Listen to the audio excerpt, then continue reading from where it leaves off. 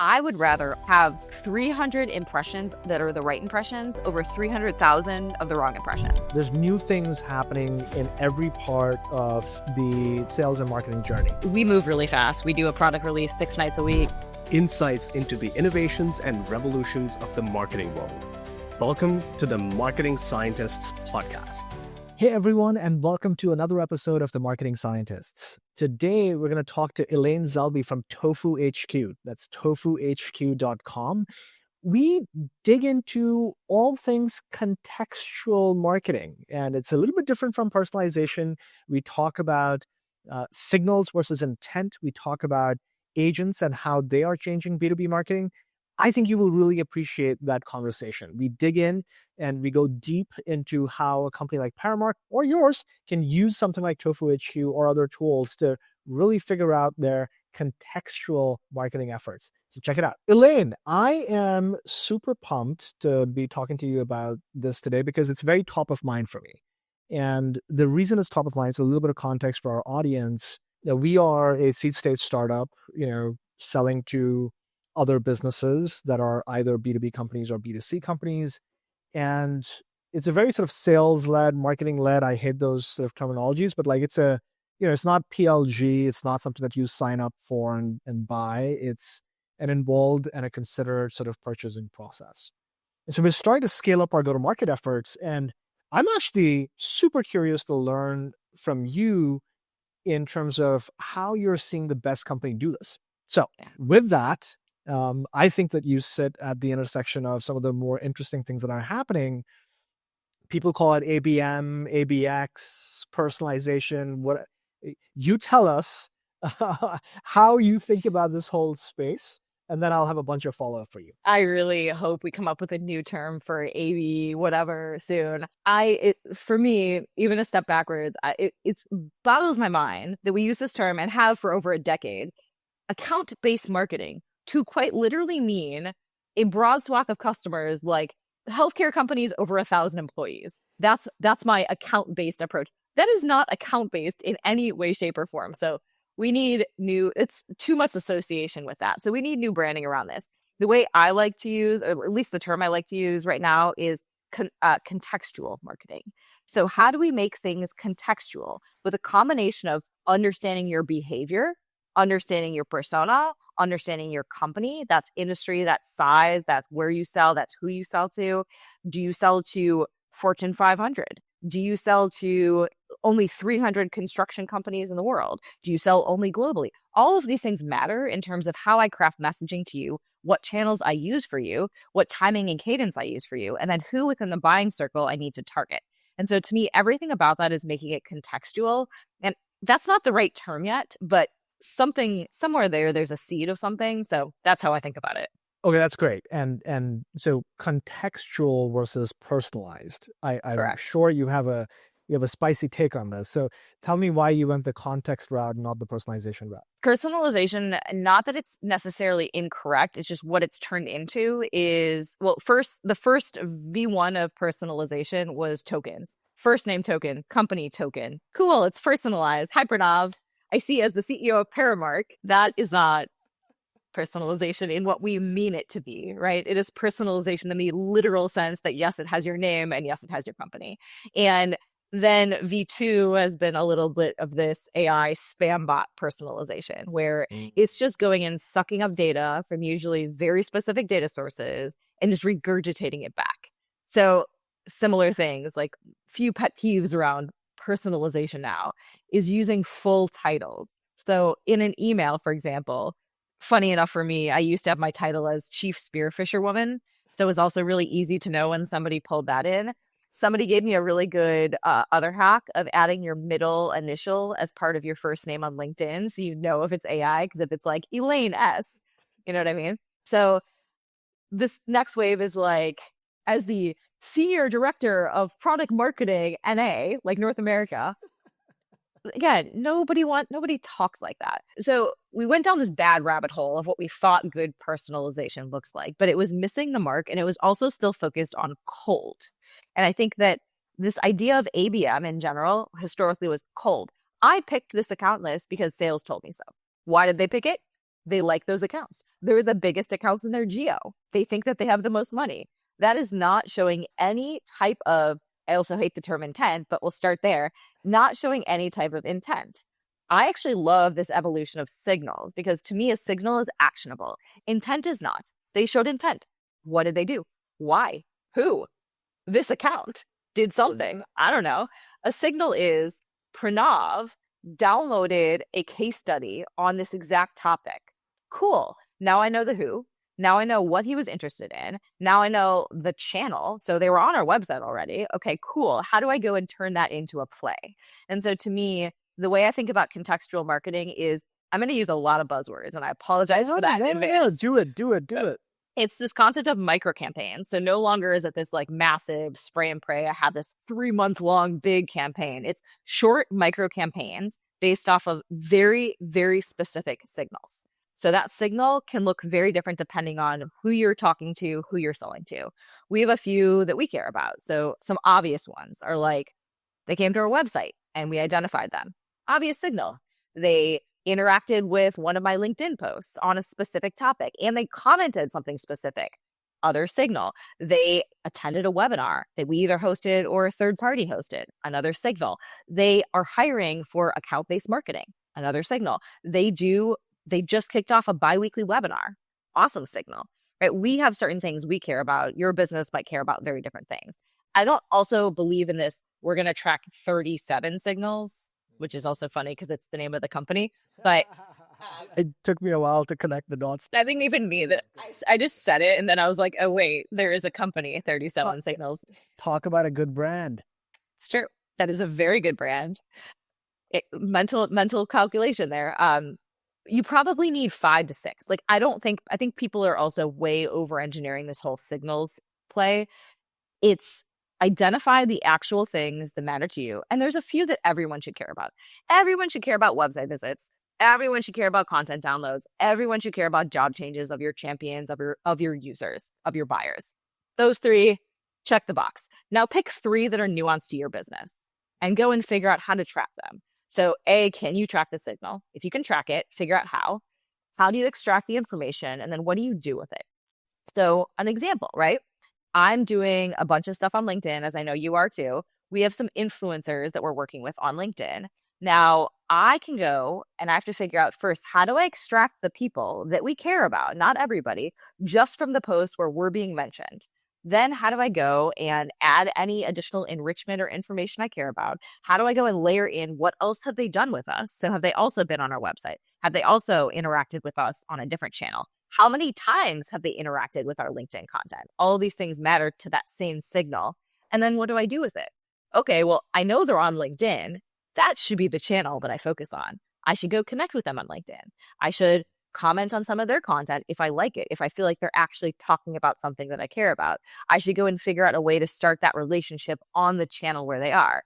Me going and finding their phone number on LeadIQ and calling them is irrelevant because they didn't interact with me there. And so I think all of these things come together and just thinking through this as what is the best experience for the customer, the prospect? And I think for so long, we have not put the prospect at the center of marketing. We have put sales and numbers at the center of marketing. And I think if we now put the user, the prospect, the customer, and think, what is the best experience for them? It looks different and it looks contextual. So that was a very long-winded way of saying this is what contextual marketing looks like. No, it's great. I'm glad that you're putting a name to it. And I do like the idea of the contextual sort of word because it's more than personalization, to your point. It's like really understanding the context in which that prospect is engaging with you already and sending out these signals that, hey, I'm in a buying cycle of X, Y, and Z. And, you kind of use that and then help them out. I had this interesting conversation with somebody. Maybe it was Tito at Koala a year or so ago, where we were talking about this. Somebody enters a store. I'm taking a physical analogy here, and they start to pick up items from shelves and kind of examine them, and they're leaving signals. And a sales assistant pops by and says, "Hey, do you need some help with evaluating?" And some people are perfectly fine with that type of. Yeah, I do need help. I'm actually looking for a belt that has this particular thing. And that's not bad, but maybe we've, I had this perception for a while was like, oh, like that's a little bit, invading your privacy. And I don't like, you should do whatever you want to do. But I've come around to a different way of thinking, which is if you're being smart about how you're approaching that person and being helpful, then that's a perfectly legitimate way of, going about it. So I'm with you on the whole signals piece, and signals is a better way of thinking about it than intent. Okay. Can I add one more thing to what you just said? Okay, so let me take that a step further. So you have the human saying, hey, I see you're looking at this. Can I help you? I know a lot about this stuff, right? How about this? You go into a clothing store, right?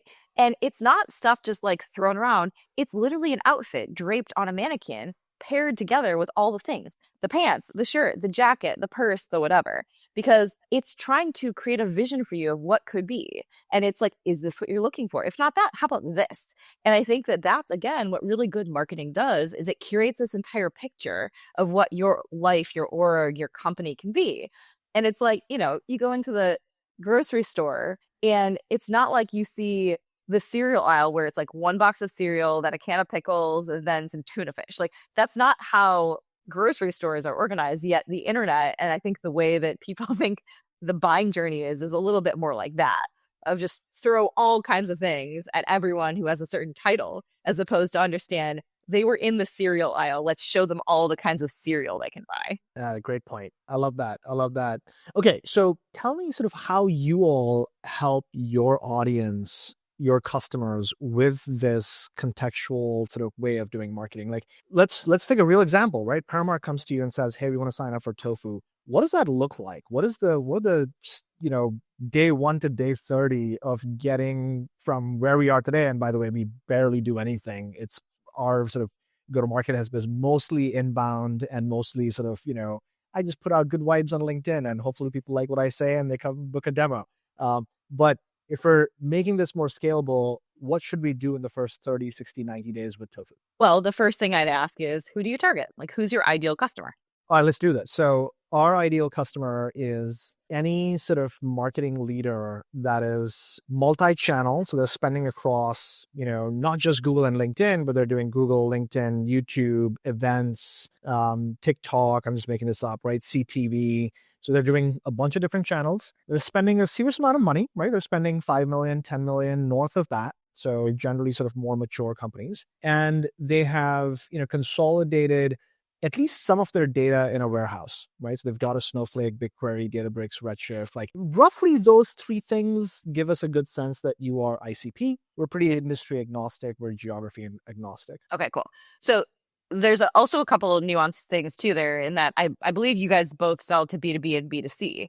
And that's very different language that they speak. They're very different. Even the titles that you might actually want to talk to are going to be different. Yep. So I would say, okay, let's bifurcate your go-to-market motion into those two. Now, one thing to take a step back with Tofu, we took the platform approach from day one.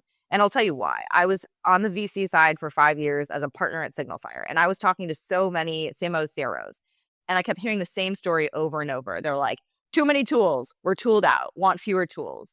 And I was like, okay, there's a rebundling cycle about to happen. And then AI got good. AI got good enough to actually start to do real things to solve problems. So the idea here was, can we combine this rebundling initiative with this AI first Gen AI core of everything we do? So we do a lot. And part of what we have to do in the beginning is identify which of the things that we do are the right fits for you. We target 6 core areas of marketing. We do one-to-one ABM at scale. Again, need a new name. Outbound prospecting. For us, this is like warm signal-based prospecting. We do events and webinars, everything from pre-event to post-event, everything from taking your assets and turning it into content, so doing all the follow-up. We do lifecycle marketing, your nurture, personalized by behavior, industry, persona, upsell, cross-sell campaigns, re-engagement campaigns. We do customer marketing. So we will go and turn call recordings into case studies. We'll turn a bunch of calls into insights for product marketing around a certain segment. Maybe for you guys, it's taking the customer, the B2C type of calls and saying, okay, let's understand their language better. Let's understand what makes them tick and what they care about. How do we go and sell to them better? And then we do content marketing. Okay, so that's a lot of stuff that we do.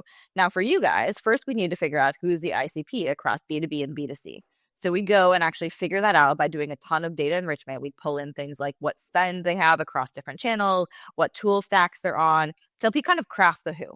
So now we have the who. Now we're going to go and figure out what signals are you pulling in from different places. Can I pat you on that?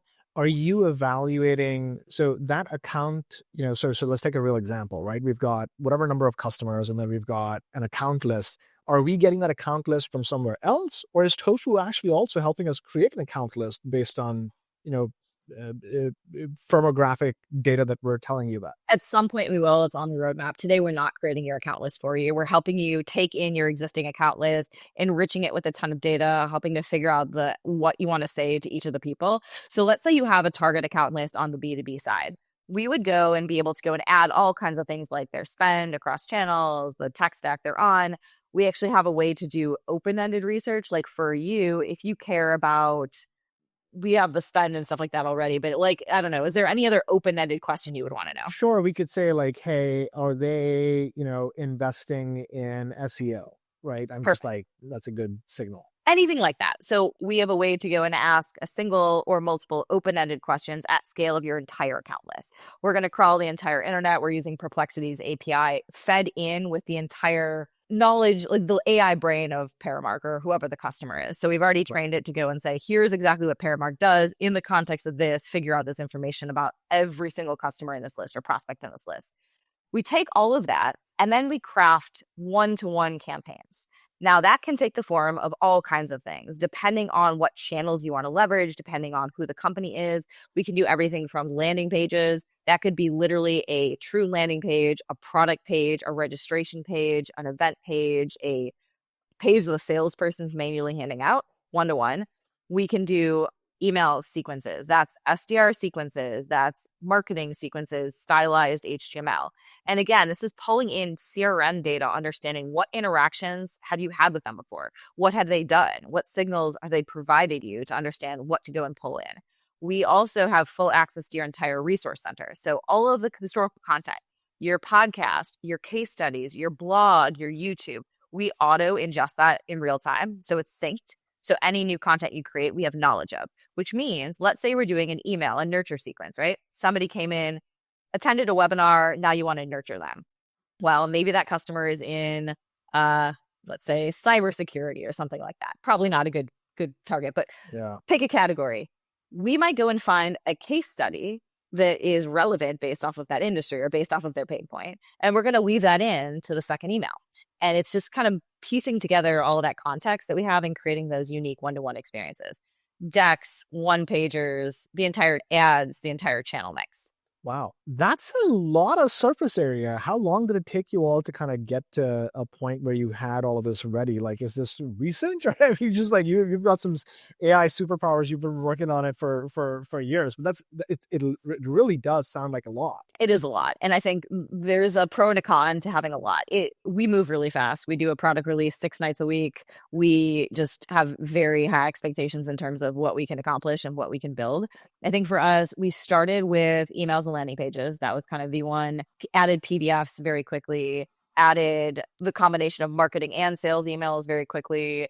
We're just now launching decks. We're just now launching imagery. So doing full-blown ads. And I think for us, it was what are the things that customers are asking us and what is involved in a campaign? We want to own the end-to-end campaign from its creation, its execution. We integrate with all your tools. So we push the things out to where they need to live. And then the measurement and the iteration piece.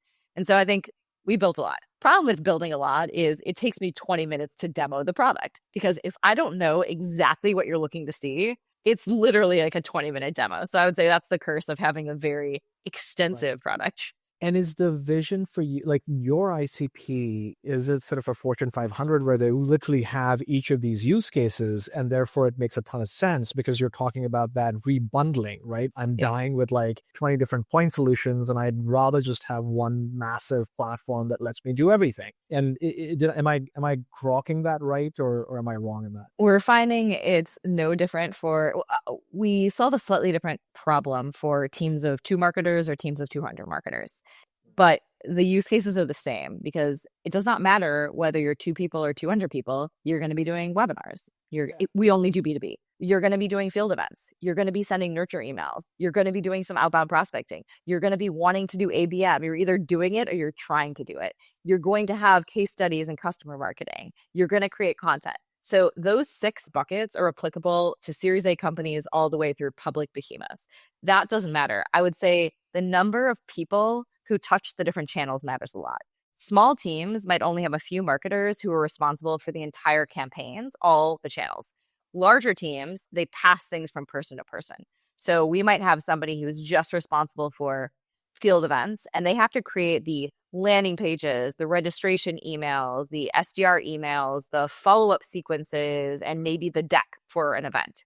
And that's what they do. That still touches multiple channels, but maybe they're not doing any of the ads. They're not doing any of the marketing email follow-up. That might be different people and different pieces together, but everyone's doing all the channels. I have yet to find a company that is not applicable across at least 5 of the 6 areas that we touch. It makes sense, and I totally get it. I think the thing that I'm still kind of thinking about is, okay, so you've got all these different use cases, right? You can do email to sales outreach to ad creation to asset creation to lots of stuff that you all do. The biggest headache that I think a lot of marketing teams have is lists. I've got a list of people who attended this dinner. I've got a list of people who attended this event. I've got a list of people who are on my, Q2 campaign, target account list, whatever, right?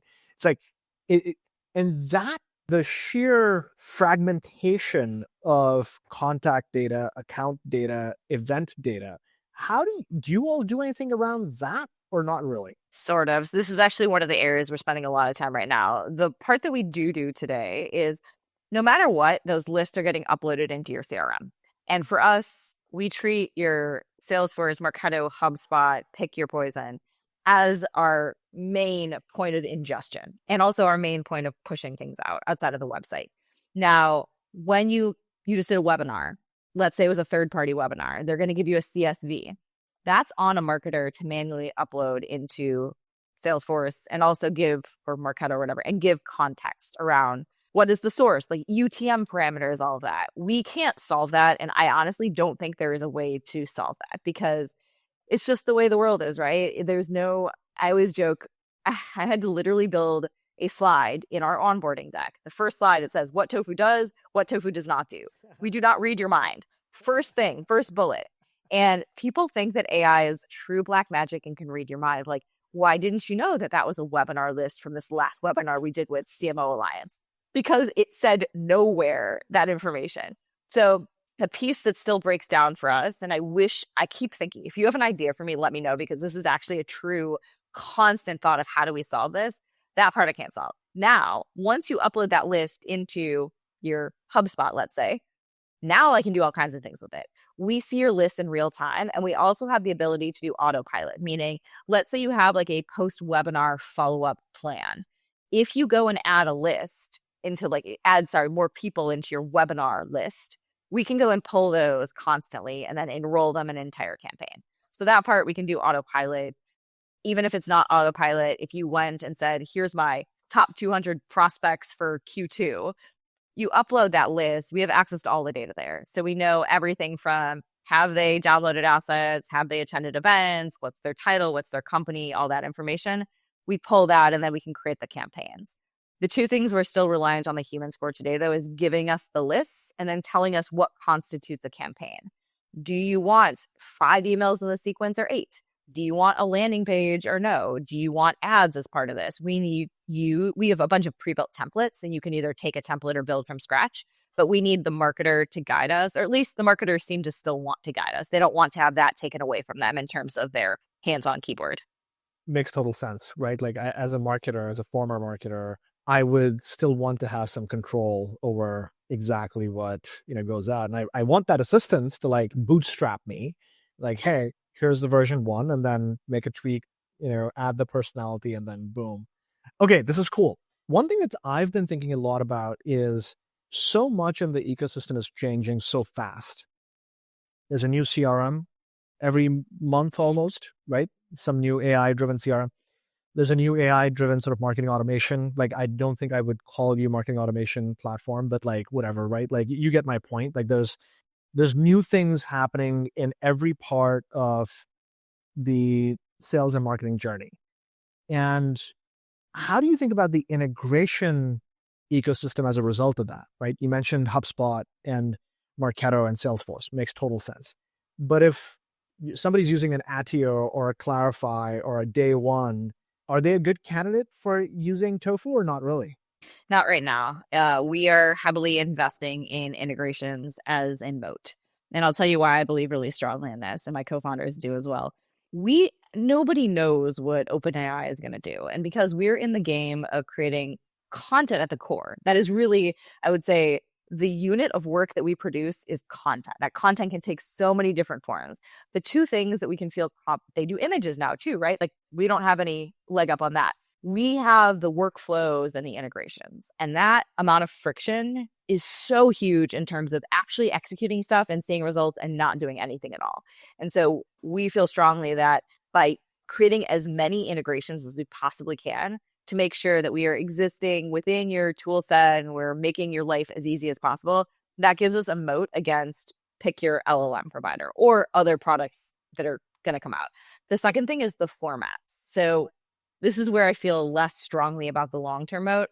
Like right now, the ability to do decks and PDFs and HTML landing pages, HTML emails, ad units, that is a moat right now. In the future, will OpenAI be able to ingest a PowerPoint deck and spit out a PowerPoint deck? Maybe. They might. So I don't know about that long term. I think that in the long term, though, having access to those million integrations where we're like, I don't care what you're using to send emails. I don't care what your CRM is. I don't care what your website's built on. We've figured out a really elegant solution for website builders and CMSs where I do not care what you're on. It could be WordPress, Webflow, Framer, Homegrown, Prismic, pick your tool. We work across everything. We are trying to get to that point with the entire rest of the ecosystem. What was the trick that you figured out to make that happen? Like, was it a nifty, like, technical solution or just, you were able to, if you're able to reveal your secrets? It's a pretty nifty technical solution. This is more of a question for my co-founder and CTO, but we essentially enable it's a code snippet that goes into your website. So as opposed to us either having to push a net new thing or somehow map to any framework, like HubSpot landing pages are written in a weird language, like their Hub ML language, which is different than just pure HTML. We can still work with that, right? We needed an elegant solution. So think of it more like Google Tag Manager, where we are able to pick up on the content and then dynamically replace, as opposed to creating something net new. PDFs are a beast. That one's been a fun one for us to hack away at for a long time. PowerPoint, similarly, is now getting good enough. Oh yeah, I gotta ask you about PDFs. Why PDFs? Like, why do people like sending out PDFs? Like, what does that even mean? I keep saying the same thing. I'm like, nobody wants a PDF attachment anymore. Also, attachments with emails, like send your emails to spam, have way lower open rates, all of the things. We can literally take the contents of your PDF and just create a landing page. Like, just do it that way. Yes. That's where my head was going. Like, why not just have everything on a page? But I'm sure people's have a fascination with PDFs. It also depends on who you sell to. Like, if you're selling to the government, they kind of still expect a PDF and fax machines to work. If you're selling to, depends on who you're selling to. Totally fair.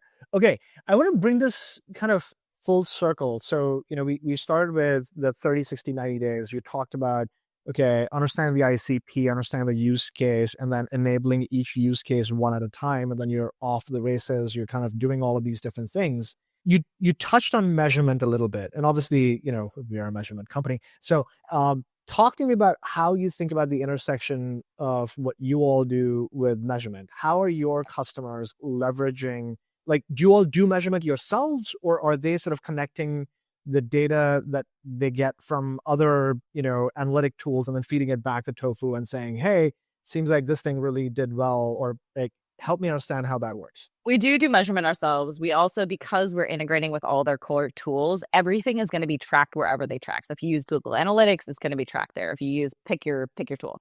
So all that stuff is happening there. I think sometimes people like using Tofu's. We make it a little easier to see the one-to-one stuff. So for example, I have a list of 200 target accounts. I want to see who's interacting with all my stuff. We make it very easy to see that, hey, 4 people from Paramark, and here are the exact 4 people were doing X, Y, and Z on our landing page, and these 3 emails and this piece of content. So we make that part easier. I would say most of our customers still are going to rely on wherever they track everything else. What we're starting to do, though, with the data, this is where I get more excited. I care less about a human coming in and measuring some stuff. We are trying to do smart recommendations. And I'm of the mindset, marketing in particular, this is a hot take that people will disagree with me on. I don't think marketers are ready for agents yet, for the most part. Very few people I've talked to, executives all the way down to ICs, are willing to turn on Autopilot that we have. And Autopilot for us, I would say, is not even a true agentic workflow. It is not automation, but it is saying, I trust you enough that I'm going to be hands off and just let this run.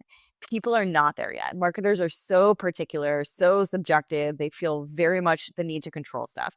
So the way we think about phases of recommendations is phase 1 is we now have data as to what's working for who on what channel. Also, we have data on what type of content are your competitors putting out in the market? What type of content are people who are in your space consuming? We can give you recommendations both in terms of what content should you be creating and also what segments should you be going after, what type of messaging is working with this persona. And we're going to start to suggest that you change things based off of what we're seeing. You can take it or leave it. That's phase 1. Phase 2, as we build more trust, as marketers become more comfortable with AI and true hands-off agentic workflows, then some of these things get turned on as agents. So you can now imagine we have some of these things where it's this agent that's constantly trying to optimize certain things. So maybe it's our post-webinar flow. Okay, cool. What are we seeing that's working? What's not working? Do you give us permission to tweak? And that's where I get excited of like, just start to let this thing self-improve. But even in the middle where we're still just saying, here's an idea, do you want to take it? That gets me excited too, just because I feel like that's the next evolution where people are clamoring. This is why I think Paramark is so smart, by the way. People want to be told what to do, and you're giving them the data to do that. And I think that that's where we start with our recommendations because we're not a data platform, not an analytics company, but it's catnip to people. They can't help but need to know that information and then take action on it. Oh yeah, that's very interesting, and I definitely think that you are right that most marketers aren't ready for like full hands off the wheel, self-driving marketing. But there's a part of me that feels like it's not too far away. Like there will be some use cases where marketers start to feel a lot more comfortable doing that. But where do you think that's going to be first? What areas? I have a feeling that, I'll give you a use case that's in my head, right? So we talk to prospects and customers all the time. I could totally imagine an agent that takes all the call recordings from those and constantly comes up with, ways to improve how we position and message on our homepage, on specific feature pages, on specific FAQs. Like that whole thing could be a full agent, right? Where they're constantly listening, they understand and pick up the themes. How are they different from what's on the site today? Is it worth improving it because you've seen it now 5 times or 10 times or 20 times?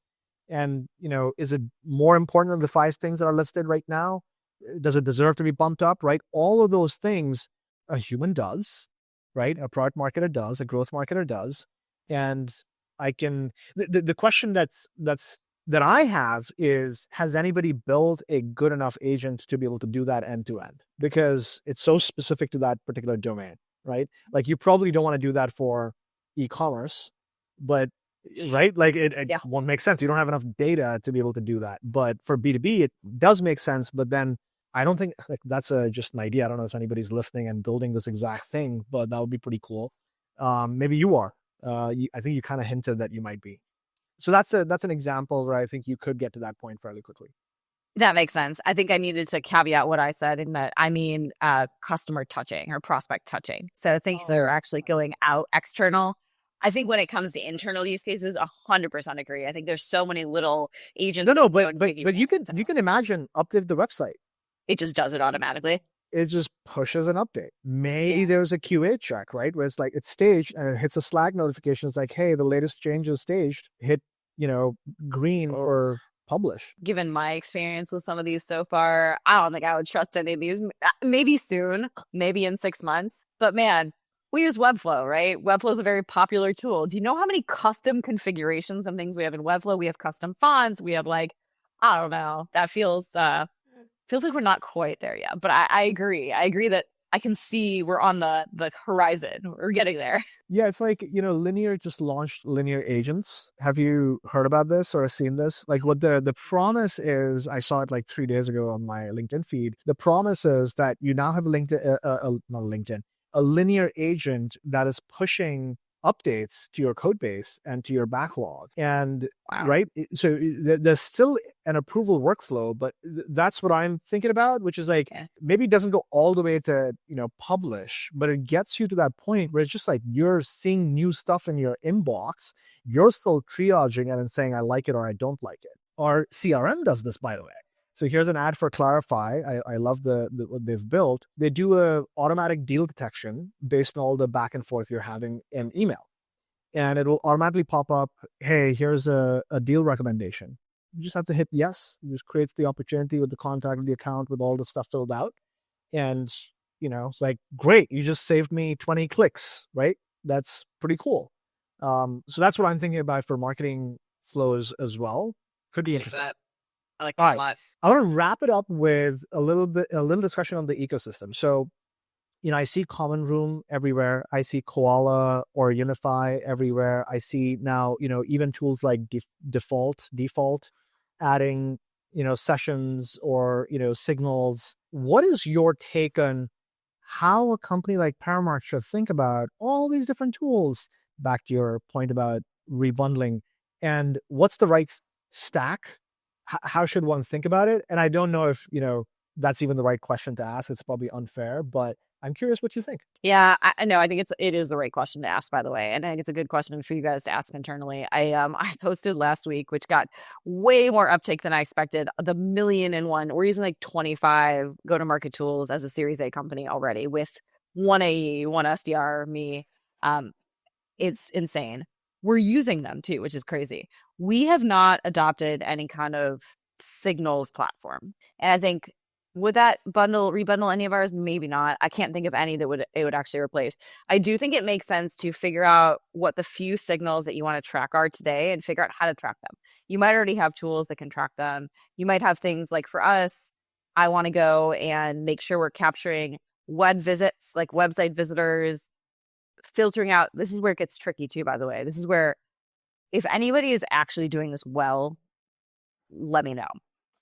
We are struggling with the steps between capture a bunch of people that we know have taken an action and provided a signal, enrich them and filter them out. I know people are using Clay. We tried some stuff like that. It's super expensive. Also, it involves a bunch of other tools that we have to buy too. I want something that just does the end-to-end of web visitor, add these fields, remove anybody that doesn't fit this description, add to HubSpot. That in itself is a challenging. We've figured it out by cobbling together 4 tools in Zapier. Not the ideal situation. But I think having some way to identify those signals and make sure that you can do 2 things with it. Enrich the leads, filter out the non-ICP, and then get them for you guys into Clarify. That's step 1. Now you can take action on them. The problem. Why wouldn't a Koala or Unify or a Common Room do this? They should, right? Maybe they should. I think they're also focused on maybe, and I'm sure that's where they're all going. And it's just a hard thing to do. And I have no doubt that that's where they're all going. I think what's happened, this is just my take. I have no actual information on this. My take is if I was a founder at one of these companies, they're probably getting pulled in 2 directions. One direction is more signals, more signals, more signals, more signals. And that's a little bit at odds with going really deep on a single signal. And what I'm finding is that we've had to cobble together point solutions with multiple tools and Zapier glue for a very deep single signal as opposed to going broad. So that's my gut intuition, but they should, and they probably are. Where Tofu steps in, and this is something we should do, by the way, just because it's a natural extension. We don't do that today, but what we do is we take those signals and do everything else. Like we do the rest of the what comes next. And that's very valuable. But the signal and the creation of that list is really valuable too. And so I think that those are the two things you have to figure out for yourself of how to cobble together. How do we go and build the list of people we want to take action on? And then how do we go and take action on them across channels? Makes total sense. All right. And please don't spam people with 100 pre-warmed email domains saying, "Hi, Elaine Zelby, as the co-founder and chief spearfisherwoman of Tofu, you must have this problem." That was P0 for me, Elaine. What are you talking about? Okay. Well, like for you, I mean, like the obvious one for you, just to give you like one of those to just make sense. You're doing a lot on LinkedIn, right? You have a ton of people who love to follow your content and engage heavily. If you're not already, you 100% should be scraping the people who are commenting and liking your posts, enriching them, filtering out non-ICP, figuring out what actually extracting the comments. You understand contextually what do they care about, then going and creating campaigns against them. Like that's what we do, right? But now I want to go and understand, okay, here's the comment, here's the post the 3 posts they've engaged with. So clearly they're engaging on ABM as an example for me. What's their title? What's their company? What's their industry? Let me go and craft a campaign for them. And so I think that that's one, just given where your go-to-market is, that's the first one I would do for you guys. Gotcha. And when you say campaign in that specific use case, you're talking about an email campaign, or do you think about something else? No. So they interacted with you on LinkedIn. I would start with LinkedIn. So I would start with LinkedIn automation. I would also probably put them into, again, very filtered ICP who engage in a way that makes sense. I would put them through some kind of email sequencing tool. And then I'd probably do some kind of retarget, like broad retargeting campaign. Those would be the 3 things I would do. There we go. See, I told you I was so excited about this session because I get to learn. So thank you for just riffing with me on this topic. It was fantastic. I learned a ton. I have lots of ideas that we will action on. Should people just go to TofuHQ.com and book a demo? That's the call to action. There we go. Or find me on LinkedIn. I am there more than I should be. Fantastic. It's amazing how good LinkedIn is for distribution. It's bonkers. People are complaining about reach issues on LinkedIn. Like my reach is down. I'm like, yeah, you're still standing in, even if it's 300 people, on your post in terms of impressions, you're standing in front of a room full of 300 people. Like that's more than what you're doing if you're not on LinkedIn. So I don't think you should complain. So here's my other take, one last hot take on this exact point. I would rather all day long have 300 impressions that are the right impressions over 300,000 of the wrong impressions. I am not doing this to build myself into the next influencer. I am doing this because I want to reach the exact audience that I want to speak to. And so I think people get caught up in this game, this social media game. And if you remove the game and you treat it as a channel and treat it as a way to build true relationships with people, who cares what the numbers say? Literally, speak to your people. There we go. Awesome. Elaine, this was fantastic. People who are listening, go to TofuHQ.com, go to LinkedIn, type Elaine Zelby. Find her, follow her. She has amazing content. And yeah, this has been fantastic, Elaine. We're going to give it a shot. We're going to go do a demo with Tofu and see if we can leverage it. Amazing. So fun as always, Pranav. I really appreciate it. All right. There we have it. That was Elaine from Tofu HQ. Like you heard, go check out TofuHQ.com. Go check her out on LinkedIn and stay tuned for another great conversation next week. See you then.